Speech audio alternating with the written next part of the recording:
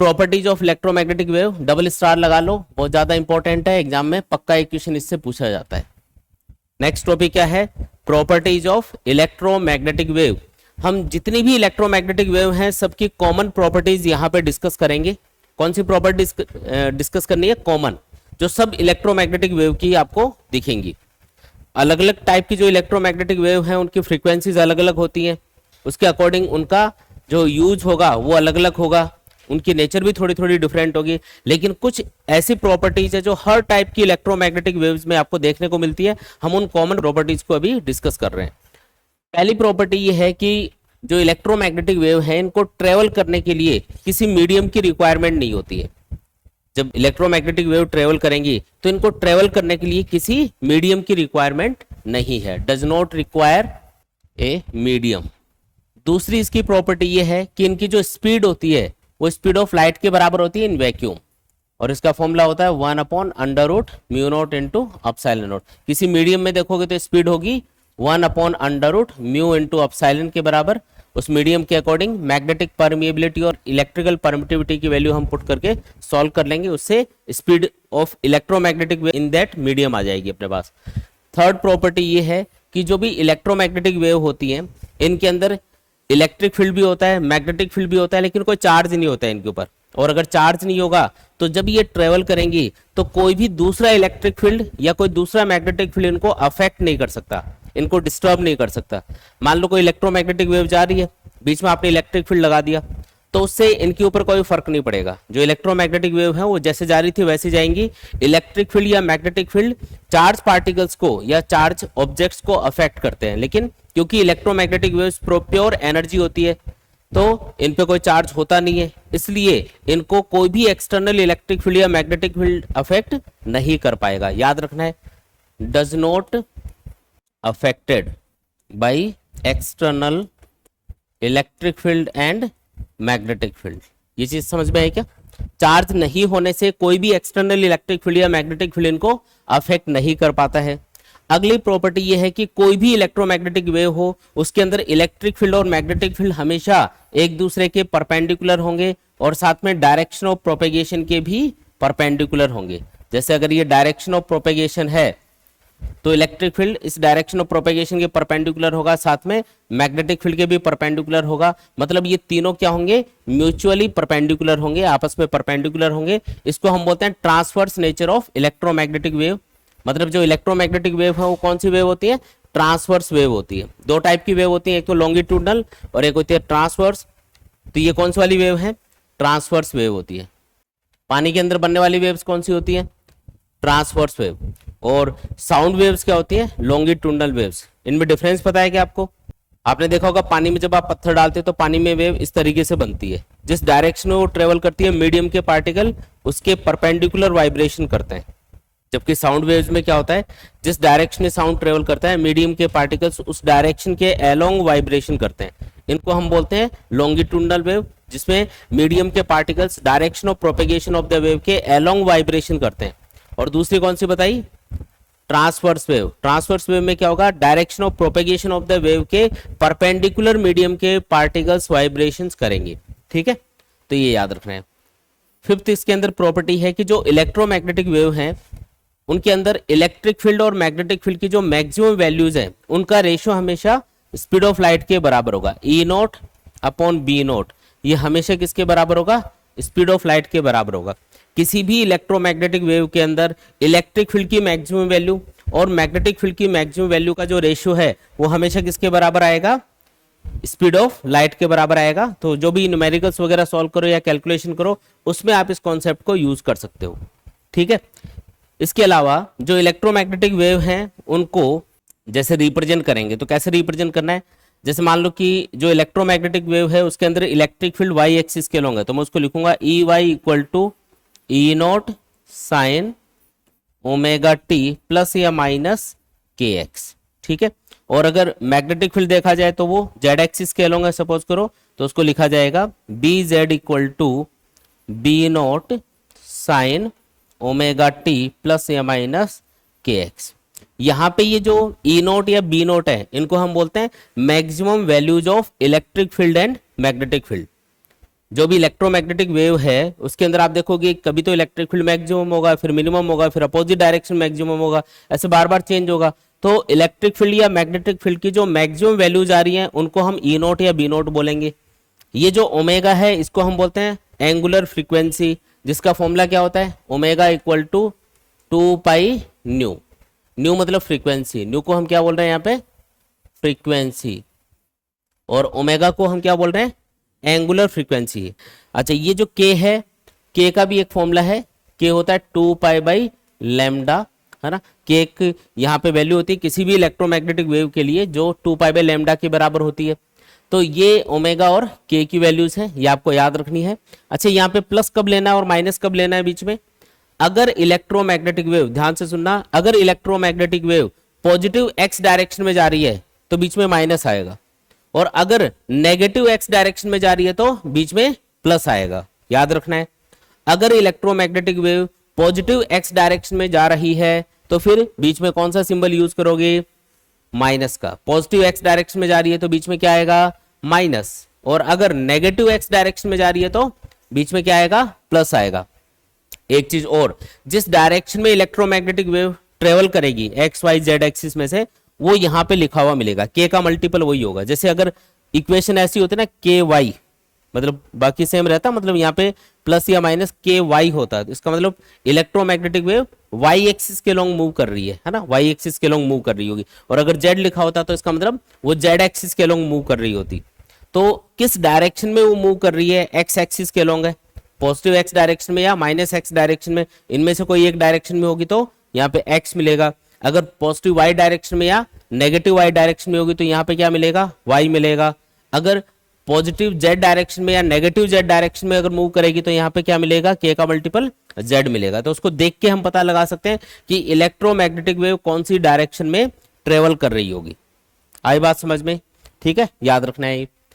अगली जो प्रॉपर्टी है वो ये है कि जो इलेक्ट्रोमैग्नेटिक वेव है उनकी जो एनर्जी है वो हाफ पोर्शन तो इलेक्ट्रिक फील्ड की फॉर्म में होती है वो एनर्जी, और हाफ पोर्शन होता है मैग्नेटिक फील्ड की फॉर्म में। भाई जो इलेक्ट्रोमैग्नेटिक वेव है उसमें दो चीजें रहेंगी, कौन सी दो चीजें, electric field plus magnetic field. तो जो टोटल एनर्जी होती है इलेक्ट्रोमैग्नेटिक वेव के पास में वो हाफ हाफ डिवाइडेड होती है। किसके पास डिवाइडेड होगी, आधी तो एनर्जी होगी इलेक्ट्रिक फील्ड की फॉर्म में और आधी एनर्जी होगी मैग्नेटिक फील्ड की फॉर्म में। और जो इलेक्ट्रिक फील्ड की फॉर्म में एनर्जी डेंसिटी है, यानी एनर्जी पर यूनिट वॉल्यूम होगी किसी भी इलेक्ट्रोमैग्नेटिक वेव के अंदर, उसका फॉर्मूला आपको याद रखना है, वो होती है 1/2 एप्सिलॉन नॉट ई स्क्वायर। ये जो मैंने ई लिखा है सिंपल, इसका मतलब होता है root mean square value of electric field. कौन सी value, root mean square value. E का मतलब होता है root mean square value of electric field, जिसका फॉर्मूला होगा ई नॉट बाई रूट 2। आया समझ में। इसी तरीके से मैग्नेटिक फील्ड की फॉर्म में जो एनर्जी डेंसिटी होगी, यानी कि मैग्नेटिक फील्ड की फॉर्म में जो एनर्जी पर यूनिट वॉल्यूम होगी किसी भी इलेक्ट्रोमैग्नेटिक वेव के अंदर, उसका फॉर्मूला होगा 1/2 B square upon mu not.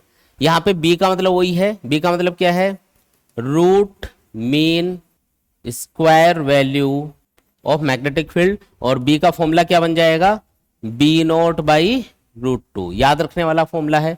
देखो इलेक्ट्रिक फील्ड की फॉर्म में एनर्जी डेंसिटी इतनी होती है, मैग्नेटिक फील्ड की फॉर्म में एनर्जी डेंसिटी इतनी होती है। एनर्जी डेंसिटी वर्ड में यूज कर रहा हूं जिसका मतलब होता है एनर्जी पर यूनिट वॉल्यूम। क्या मतलब होगा इसका, एनर्जी पर यूनिट वॉल्यूम। जैसे इस रूम के अंदर इलेक्ट्रोमैग्नेटिक वेव ट्रेवल कर रही है तो उनकी जो टोटल एनर्जी है उसको इस रूम के वॉल्यूम से डिवाइड कर दो तो क्या जाएगा अपने पास, एनर्जी पर यूनिट वॉल्यूम। बस उसी को हम एनर्जी डेंसिटी बोलते हैं। तो वो एनर्जी डेंसिटी इलेक्ट्रिक फील्ड की फॉर्म में इतनी होगी, मैग्नेटिक फील्ड की फॉर्म में इतनी होगी। ये फॉर्मूले याद करने हैं, ठीक है। और टोटल एनर्जी की अगर बात की जाए तो क्या लिखोगे, total energy density equal to electric field की फॉर्म में energy density plus magnetic field की फॉर्म में एनर्जी डेंसिटी। और आपको ये भी पता है कि इलेक्ट्रिक फील्ड की फॉर्म में एनर्जी डेंसिटी और मैग्नेटिक फील्ड की फॉर्म में एनर्जी डेंसिटी इक्वल होती है। तो आप क्या लिख सकते हो, इसी को आप 2 टाइम्स ऑफ यू ई लिख सकते हो। लिख सकते हो क्या, क्योंकि यू बी और यू ई बराबर है। या फिर आप इसको क्या लिख सकते हो, 2 टाइम्स ऑफ यू बी लिख सकते हो। आई बात समझ में, क्योंकि यू ई और यू बी हमेशा इक्वल होते हैं। आधी एनर्जी हमेशा, हाफ एनर्जी हमेशा इलेक्ट्रिक फील्ड की फॉर्म में होगी ईएम वेव के पास, और हाफ एनर्जी किस फॉर्म में होगी, मैग्नेटिक फील्ड की फॉर्म में होगी, क्योंकि दोनों बराबर है ना, इसलिए यूई को अगर आप यूबी लिखोगे तो 2UB लिख दोगे इसको, टोटल एनर्जी डेंसिटी को, और अगर यूबी को यूई के बराबर लिखोगे तो 2UE बन जाएगा। ये एक ही बात है ना, ये यूई और यूबी तो बराबर ही है ना, इसलिए आ गई बात समझ में। ये प्रॉपर्टी समझ में आ रही है ना आपको, इंपॉर्टेंट है, इनको अच्छे से याद रखना, इनमें से कोई भी प्रॉपर्टी आपको एग्जाम में पूछी जा सकती है। यहां तक क्लियर है एकदम। इसके बाद में आता है पॉइंटिंग वेक्टर। पॉइंटिंग वेक्टर क्या चीज होती है, तो पॉइंटिंग वेक्टर का मतलब है अगर इलेक्ट्रोमैग्नेटिक वेव कहीं भी स्पेस के अंदर कहीं भी ट्रेवल कर रही है, अगर इलेक्ट्रोमैग्नेटिक वेव किसी भी स्पेस में किसी भी जगह पे ट्रेवल कर रही है, तो उसके पास कितनी energy per unit area per unit time है। या उसको ऐसे समझो, जैसे ये इलेक्ट्रोमैग्नेटिक वेव है और ये मान लो एक्स एक्सिस के अलोंग ट्रेवल कर रही है, तो इसमें इलेक्ट्रिक फील्ड किधर होगा, वाई एक्सिस के अलोंग, मैग्नेटिक फील्ड किधर होगा, जेड एक्सिस के अलोंग होगा। ठीक है, मैग्नेटिक फील्ड किधर है, जेड एक्सिस के अलोंग है, और इलेक्ट्रिक फील्ड वाई एक्सिस के अलोंग है, और डायरेक्शन ऑफ प्रोपेगेशन क्या है यहाँ पे, एक्स एक्सिस है। पॉइंटिंग वेक्टर क्या चीज होती है, ध्यान से समझो। पॉइंटिंग वेक्टर एक ऐसा वेक्टर होता है जो इलेक्ट्रोमैग्नेटिक वेव है उसकी इंटेंसिटी को बताता है। इंटेंसिटी जो वर्ड है ना, उसका मतलब होता है energy per unit area per unit time. मान लो कि किसी सरफेस के ऊपर कुछ इलेक्ट्रोमैग्नेटिक वेव इंसिडेंट हो रही है, ये कोई सरफेस है, इसका एरिया मान लेते हैं ए, और इसके ऊपर कुछ इलेक्ट्रोमैग्नेटिक वेव इंसिडेंट हो रही है इस तरीके से, ये कुछ इलेक्ट्रोमैग्नेटिक वेव इस सरफेस के ऊपर इंसिडेंट हो रही है। तो जब किसी भी सरफेस पे इलेक्ट्रोमैग्नेटिक वेव्स गिरेंगी, जैसे लाइट एक इलेक्ट्रोमैग्नेटिक वेव है, तो लाइट अगर किसी सरफेस पे गिरती है तो सरफेस को कुछ एनर्जी देती है। तो वैसे जब भी इलेक्ट्रोमैग्नेटिक वेव किसी भी सरफेस पे गिरती है तो उस सरफेस को क्या देंगी, एनर्जी देंगी। तो उस सरफेस को कितनी एनर्जी मिली डिवाइडेड बाई एरिया, और जितने टाइम में आपने एनर्जी कैलकुलेट किया ना, जैसे 10 मिनट में कितनी एनर्जी मिली, उस टाइम से भी उसको डिवाइड कर दो। मतलब जो टोटल एनर्जी है, एनर्जी कितनी इंसिडेंट हुई डिवाइडेड बाई एरिया कितना था इनटू टाइम कितना लगा उसमें। 10 मिनट के अंदर मान लो 100 जूल एनर्जी इसके ऊपर इंसिडेंट हुई, तो टी कितना लिया, बोलो 10 मिनट, एनर्जी कितनी 100 जूल, और ये जो एरिया है ये देख लेंगे कितना है, ये 1 मीटर स्क्वायर है, 2 मीटर स्क्वायर है, जितना भी है वो यहाँ पे पुट कर देंगे। तो इससे जो हमारे पास वैल्यू निकल के आएगी उसको हम बोलते हैं intensity of the electromagnetic wave. तो अगर आपको किसी भी इलेक्ट्रोमैग्नेटिक वेव की इंटेंसिटी फाइंड करनी हो कि कितनी energy per unit area per unit time वो किसी भी सरफेस को दे सकती है, क्योंकि इलेक्ट्रोमैग्नेटिक वेव के पास में एनर्जी होती है, तो जब भी वो किसी सरफेस पे गिरेगी तो सरफेस को कुछ एनर्जी देगी। तो कितनी energy per unit area per unit time उसने सरफेस को दी, उसी को हम क्या बोलते हैं, इंटेंसिटी बोलते हैं। आया समझ में। तो इस फॉर्मूले से हम क्या कैलकुलेट कर सकते हैं, इंटेंसिटी। इसी का दूसरा नाम होता है पॉइंटिंग वेक्टर। ये फॉर्मूला तो होता है एनर्जी एरिया और टाइम के टर्म्स में, लेकिन इसी चीज को कैलकुलेट करने का एक और फॉर्मूला है जिसको हम बोलते हैं पॉइंटिंग वेक्टर, जिसको नॉर्मली हम एस के सिंबल से रिप्रेजेंट करते हैं। ये जो पॉइंटिंग वेक्टर है इसका फॉर्मूला होता है 1/μ0 इनटू E क्रॉस B। अगर आप इस फॉर्मूले को यूज करते हो तो इससे भी आप इलेक्ट्रोमैग्नेटिक वेव की इंटेंसिटी कैलकुलेट कर सकते हो। पॉइंटिंग वेक्टर का जो मैग्नीट्यूड होता है वो इंटेंसिटी के बराबर ही होता है। मैग्नीट्यूड ऑफ पॉइंटिंग वेक्टर किसके बराबर होगा, इंटेंसिटी के बराबर होगा। तो इसको ऐसा लिखने से फायदा क्या है, तो देखो इस फॉर्मूले में डायरेक्शन नहीं आ रही कहीं भी कि कौन सी डायरेक्शन में इलेक्ट्रोमैग्नेटिक वेव ट्रेवल कर रही है, और ना इलेक्ट्रिक फील्ड या मैग्नेटिक फील्ड आ रहे हैं। तो अगर आपको मैं बता दूं कि एक इलेक्ट्रोमैग्नेटिक वेव है, उसमें इलेक्ट्रिक फील्ड की मैक्सिमम वैल्यू इतनी है और मैग्नेटिक फील्ड की मैक्सिमम वैल्यू इतनी है, तो बताओ कि वो कौन सी डायरेक्शन में मूव कर रही है और उसकी एक तरह से इंटेंसिटी है वो कितनी है। तो इस बार ना तो मैंने एनर्जी बताई, ना एरिया बताया, ना टाइम बताया, तो फिर कैसे कैलकुलेट करोगे, तो वो वाला फॉर्मूला लगाना है। तो वो फॉर्मूला होता है इलेक्ट्रिक फील्ड, मैग्नेटिक फील्ड और magnetic permeability of free space की टर्म्स में। फॉर्मूला क्या है, Poynting vector equal to 1/μ0 into E cross B। पहली बात तो ये जो पॉइंटिंग वेक्टर है उसकी डायरेक्शन कैसे डिसाइड होगी, तो पॉइंटिंग वेक्टर की डायरेक्शन पता चलेगी E क्रॉस B की डायरेक्शन से। जो E क्रॉस B की डायरेक्शन होगी वही पॉइंटिंग वेक्टर की डायरेक्शन मानी जाएगी, और वही इलेक्ट्रोमैग्नेटिक वेव के प्रोपेगेशन की डायरेक्शन भी मानी जाएगी। जो मैंने आपको बताया था ना कि इलेक्ट्रोमैग्नेटिक वेव की डायरेक्शन आप कैसे पता करते हो, तो उसमें इलेक्ट्रिक फील्ड की डायरेक्शन देखो, मैग्नेटिक फील्ड की डायरेक्शन देखो एट ए टाइम, और उनका क्रॉस प्रोडक्ट करके देखो, वो जिस डायरेक्शन में आएगा वो इलेक्ट्रोमैग्नेटिक वेव की डायरेक्शन मानी जाती है, तो वो इसी के अकॉर्डिंग बताया था, इसी फॉर्मूले से बताया था, तो ये याद रखना है। पॉइंटिंग वेक्टर क्या होगा, किसी भी इलेक्ट्रोमैग्नेटिक वेव की इंटेंसिटी को बताने वाला वेक्टर होता है एक तरह से, जो विद डायरेक्शन किसी भी इलेक्ट्रोमैग्नेटिक वेव की इंटेंसिटी को बताएगा। पहली बात तो ये डायरेक्शन किधर होगी, ई क्रॉस बी के along. Magnitude of Poynting vector किसको रिप्रेजेंट करता है, इंटेंसिटी को। तो इलेक्ट्रिक फील्ड और मैग्नेटिक फील्ड की फॉर्म में अगर आप इसको कैलकुलेट करोगे तो मैग्नीट्यूड ऑफ पॉइंटिंग वेक्टर क्या आएगा, तो 1/μ0। और आपको पता है इलेक्ट्रिक फील्ड और मैग्नेटिक फील्ड एक दूसरे के परपेंडिकुलर होते हैं ईएम वेव के अंदर, तो इनके बीच का एंगल कितना है बताओ, 90 डिग्री। अगर इनके बीच में एंगल 90 डिग्री है तो इसका मतलब ई क्रॉस बी को ओपन करने पे आएगा ई बी साइन 90 साइन 91, इसका मतलब आंसर क्या आ गया, ई इंटू बी। आया समझ में, सिंपल ये लिख देंगे। तो इससे आप मैग्नीट्यूड ऑफ पॉइंटिंग वेक्टर यानी कि intensity of electromagnetic wave calculate कर सकते हो। ई का मतलब होता है root mean square value of electric field, जिसका फॉर्मूला होगा E0/√2। और बी का मतलब क्या होगा, root mean square value of magnetic field, जिसका फॉर्मूला क्या होगा, B/√2। ठीक है, तो ये वैल्यूज पुट करके आप और भी फॉर्मूला बना सकते हो। एक और देखो, एक और फॉर्मूला बनाते हैं। पॉइंटिंग वेक्टर का मैग्नीट्यूड बराबर 1/μ0। ई की जगह ये लिख दो E0/√2, बी की जगह B0/√2, तो क्या बन जाएगा, E0 इंटू B0/√2 इंटू √2 क्या बन जाएगा, 2।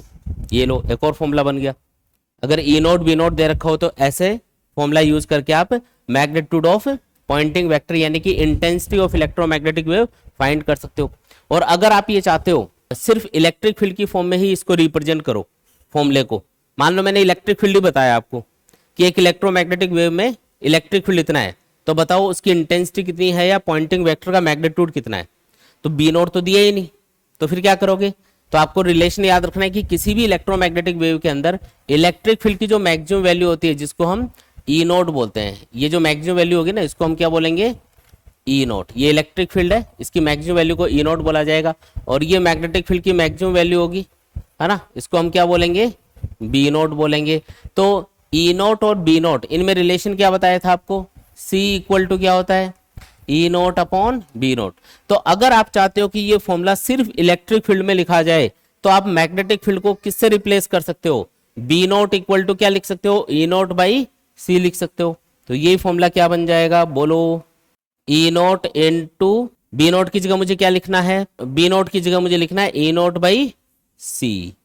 तो ये बन जाएगा सॉल्व करने पे E0 square divided by 2μ0C। तो ऐसे जैसे चाहो वैसे फॉर्मूला बना सकते हो। अगर सिर्फ मैग्नेटिक फील्ड ही पता है, इलेक्ट्रिक फील्ड पता नहीं है, तो आप इस फॉर्मूले से क्या लिखोगे, E0 की जगह लिख दोगे C इंटू B0, वो पुट कर देना, सॉल्व कर लेना। ऐसे डिफरेंट फॉर्मूले बनाए जा सकते हैं। तो आपको तो ये मेन फॉर्मूला याद रखना है, और याद रखना है कि ये E और B क्या चीज है, ये है root mean square value of electric field and magnetic field, ये ध्यान रखना है। ठीक है, तो ये आया क्या समझ में, पॉइंटिंग वेक्टर क्या चीज होती है। किसी भी इलेक्ट्रोमैग्नेटिक वेव की इंटेंसिटी को ही हम एक तरह से रिप्रेजेंट करने के लिए पॉइंटिंग वेक्टर यूज करते हैं, जो डायरेक्शन भी बताएगा और इलेक्ट्रिक फील्ड और मैग्नेटिक फील्ड की फॉर्म में इलेक्ट्रोमैग्नेटिक वेव की इंटेंसिटी भी बताएगा। ठीक है, ये इसका यूज होता है। बाकी इंटेंसिटी का मीनिंग याद रखो, energy per unit area per unit time incident on a surface is called intensity. The magnetic field in a plane electromagnetic wave is given by, magnetic field आपको कितना दे रखा है, By equal to 2 into 10⁻⁷ sine 0.5 into 10⁻³ plus 1.5 into 10⁻11t। ये आपको क्या दे रखा है, मैग्नेटिक फील्ड दे रखा है। फिर इसने बोला what is the wavelength and frequency of the wave, यानी वेवलेंथ और फ्रीक्वेंसी बतानी है, साथ ही आपको ये बताना है right an expression for electric field. ठीक है जी, एक एक करके आते हैं चीजों पे। पहले बताओ ये क्या लिखा है यहाँ पे, तो इसको मैग्नेटिक फील्ड की जो इक्वेशन है उससे कंपेयर कर लो। मैग्नेटिक फील्ड की इक्वेशन हम ये लिखते हैं इलेक्ट्रोमैग्नेटिक वेव के लिए, साइन ω/t प्लस या माइनस kx। पहले ये बताओ B0 कितना है यहाँ पे, 2 इंटू 10⁻⁷। देखो B0 की जगह ये लिखा है ना, तो B0 कितना हुआ, 2 इंटू 10⁻⁷। ओमेगा कितना है, ओमेगा किसका मल्टीपल होता है, t का, ये आगे लिखा है, ये मत लिख देना। x का मल्टीपल k होगा, t का मल्टीपल ओमेगा है, तो क्या लोगे, ओमेगा 1.5 इंटू 10⁻11। और k की वैल्यू कितनी है 0.5 इंटू 10⁻³ ये आ गया अपने पास में। अब आपको सबसे पहले तो ये बताना है कि फ्रीक्वेंसी कितनी होगी। देखो ओमेगा क्या होता है 2π न्यू, तो बताओ न्यू यानी फ्रीक्वेंसी क्या होगी ओमेगा अपॉन 2π, कैलकुलेट कर लो। ओमेगा है 1.5 इंटू 10⁻11 अपॉन में 2π, ये तो आ गई हर्ट्ज के अंदर फ्रीक्वेंसी। दूसरी चीज़ क्या पूछी इसने वेवलेंथ, तो वेवलेंथ फाइंड करने के लिए या तो देखो nu equal to C by lambda ये रिलेशन होता है, ये यूज कर सकते हो, या फिर के वाला फॉर्मूला यूज कर लो। के क्या होता है याद करो, के होता है 2π लेमडा, यानी कि लेमडा हो जाएगा 2π/k। तो लेमडा कितना 2π इंटू सॉरी डिवाइडेड बाई होगा 0.5 इंटू 10⁻³ इसको सॉल्व कर लेंगे तो ये मीटर में आ जाएगा अपने पास वेवलेंथ यानी कि लैम्डा। तीसरी चीज पूछिए कि इलेक्ट्रिक फील्ड की इक्वेशन लिखो। तो इलेक्ट्रिक फील्ड की इक्वेशन हो या मैग्नेटिक फील्ड की इक्वेशन हो, दोनों में साइन फंक्शन और ये आगे वाले टर्म तो कॉमन ही होती है, सेम ही होती है, बस इसमें डिफरेंस आता है। यहाँ पे अभी बी नोट है, उसकी जगह क्या आ जाएगा ई नोट आ जाएगा। अब ई नोट कैसे कैलकुलेट करोगे, याद करो एक रिलेशन बताया था E naught upon B naught equal to C. तो बताओ ई नोट क्या आएगा सी बी नोट के बराबर आएगा। ई नोट बराबर सी की वैल्यू 3 इंटू 10⁸, बी नोट की वैल्यू कहाँ गया बी नोट 2 इंटू 10⁻⁻7।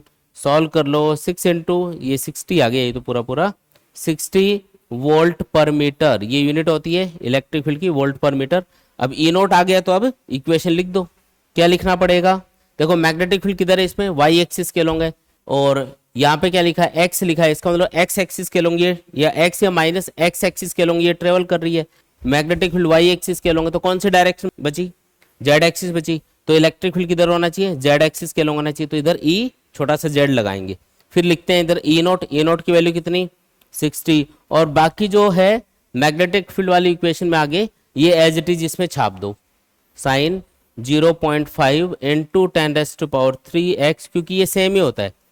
कोई भी इलेक्ट्रोमैग्नेटिक वेव हो उसके अंदर इलेक्ट्रिक फील्ड और मैग्नेटिक फील्ड इन दोनों की फ्रीक्वेंसी और ये जो वेवलेंथ है ये सेम ही होती है, तो इस इक्वेशन दोनों की सेम ही बनेगी। ये वाली टर्म दोनों में कॉमन रहेगी, बस ई नोट की जगह बी नोट आ जाएगा अगर मैग्नेटिक फील्ड की जगह मैग्नेटिक फील्ड की इक्वेशन लिख रहे हो तो मतलब, और अगर इलेक्ट्रिक फील्ड की इक्वेशन लिख रहे हो तो बी नोट की जगह ई नोट लिख देंगे, बाकी सेम है। ठीक है, चलो अगला क्वेश्चन देखो। फिर नेक्स्ट क्वेश्चन है in an electromagnetic wave the oscillating electric field having a frequency of 3 into 10⁻10 hertz and an amplitude of, amplitude मतलब मैक्सिमम वैल्यू ई नोट है 30 volt per metre, propagating in the positive X direction, direction किधर है बोलो positive X axis के along ये travel कर रही है। तो बताओ इसकी इक्वेशन क्या होगी, इसकी इक्वेशन लिख के हमको बतानी है। इक्वेशन लिखने के लिए आपको किन किन चीजों की जरूरत है, E equal to E naught, E Y लिख देता हूँ, E Y equal to E naught sine omega T.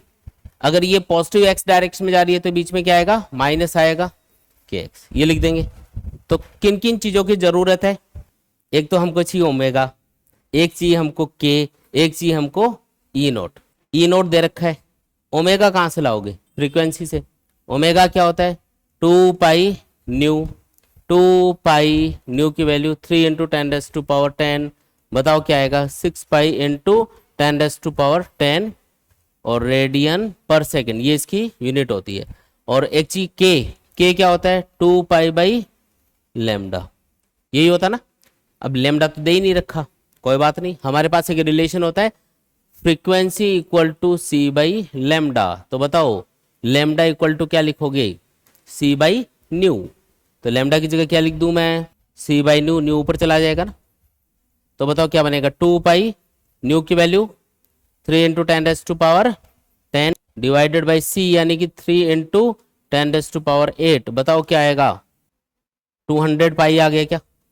तो बताओ इक्वेशन क्या बनानी है मैग्नेट इलेक्ट्रिक फील्ड की, E Y equal to E naught तो कितना था 30, तो मैंने लिखा 30 साइन ओमेगा कितना है 6π इंटू 10⁻10 टी माइनस के की वैल्यू कितनी है 200 पाई इंटू एक्स। ये लो जी, ये अपना आंसर आ गया। मैग्नेटिक फील्ड को और बता दो, अगर इलेक्ट्रिक फील्ड की इक्वेशन आ गई तो मैग्नेटिक फील्ड को कैसे लिखोगे, तो उसके लिए बी नोट चाहिएगा। बी नोट इक्वल टू क्या लिख दूं, बी नोट को क्या लिखना है, ई नोट बाई सी लिखना है। तो बी नोट आ जाएगा, ई नोट कितना था 30 डिवाइडेड बाई 3 इंटू 10⁸ यानी कि 10 की पावर -7 आएगा, है ना। ये तो आ गया अपना बी नोट। और अब क्या करना है, अब इक्वेशन लिखनी है बस, बी जेड इक्वल टू, क्योंकि वाई एक्सिस के अलोंग तो आपने इलेक्ट्रिक फील्ड मान लिया, तो जेड एक्सिस के अलोंग बची डायरेक्शन मैग्नेटिक फील्ड की। बी नोट कितना है 10 की पावर -7, और बाकी क्या करना है आगे, एज इट इज छापना है। क्या करना है, एज इट इज छापना है। ठीक है, लिख लो।